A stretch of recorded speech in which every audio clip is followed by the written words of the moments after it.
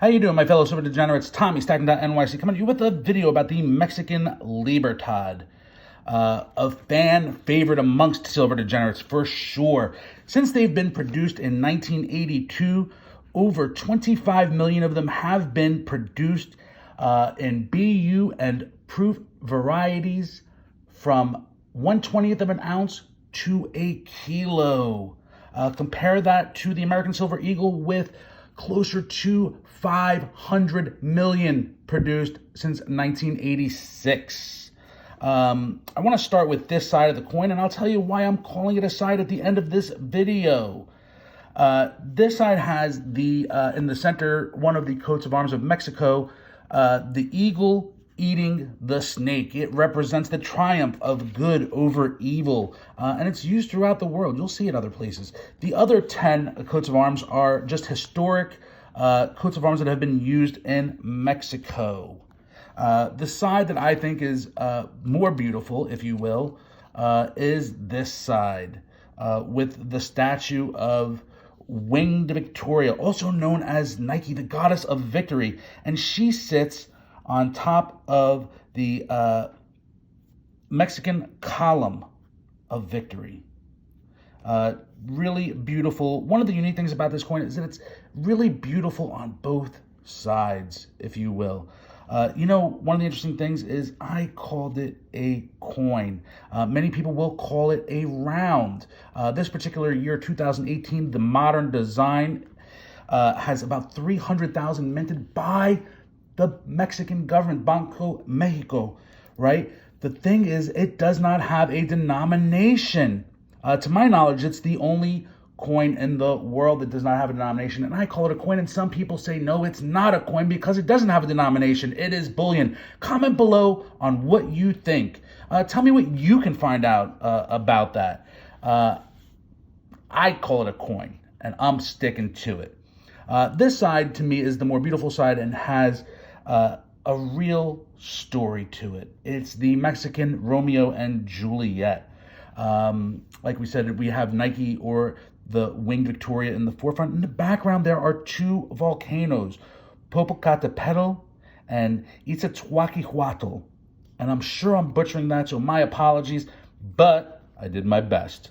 We'll refer to them as Popo and Itza from here on out.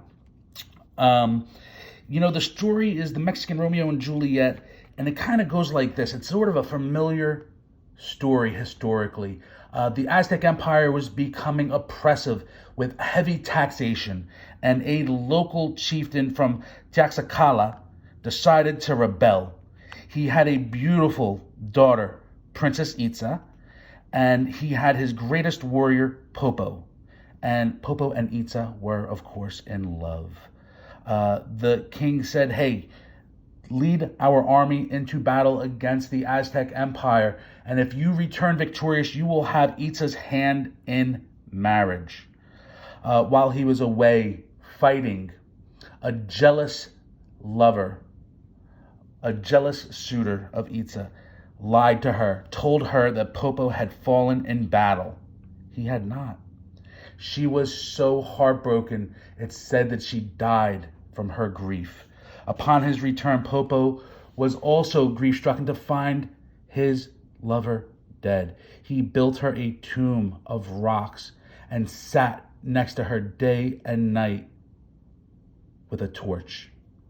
It's said that she became the volcano, Iztaccíhuatl, and he stayed there so long that he himself became a volcano, Popocatépetl. So it's really an amazing story. One of the things that blew my mind today, as I was doing a little bit of digging on some of these stories, the Mexican government considers this side of the coin the obverse, and this side of the coin the reverse. Wow, my mind has been blown. This is one of my favorite coins, as I call it, and I've always called this the obverse. Mind blown, my fellow silver degenerates.